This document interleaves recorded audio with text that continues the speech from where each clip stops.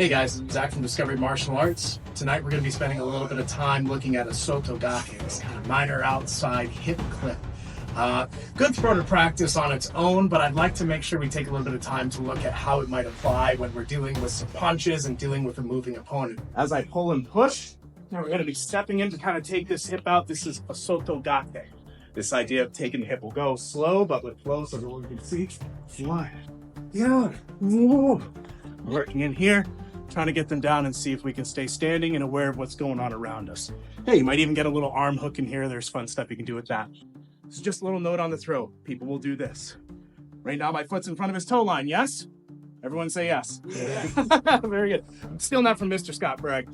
If I step here and he goes to push back, I'm done. I just threw myself.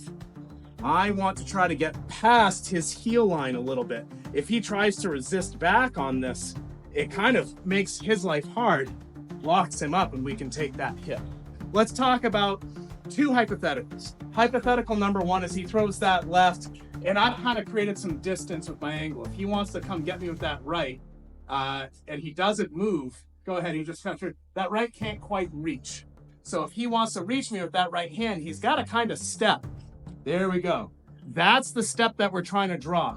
If your initial movement is here, he's just gonna pop me, boom, and I'm in some trouble there. We'll deal with that in a moment. We'll actually say, okay, great, how do you do this from that spot? But for now, what I want people to think about is a little bit more angle, a little bit more distance. As he comes in with the shot, oh God, we're just kind of stepping off, again, feet in the arm. You might even get a hand up to the face to help turn the head. I like having the head and shoulders separated, and then we're coming in and we're taking that hip from there. So bear in mind, if you don't have the distance, he's not going to have to step through to come get you. I will not try to do a Osoto Gake to somebody. So let's say that leg's back. If I'm trying to do a Osoto Gake to that side, I'm in trouble. I'm really making a bad choice. So sucker him in, get him to come to you. What I'm seeing happen is I'm seeing people get past, and then they're kind of stepping into this space. But right now, if he wanted to stand up straight, go ahead, stand up straight, he could. Okay, I'm missing all my hip contact. So what I want to do is I want to try to get hip contact. I like to imagine if I'm past his toe line or his heel line, I'm almost kind of putting my hip back into his thigh and leg. I'm displacing his hip with my hip. Otherwise, what ends up happening, actually, Mate, I'll have Mr. Paul. I'm working with someone larger and stronger. Ooh, kind of got me here and I've stepped, but nothing has happened. He's still okay. He's still up straight.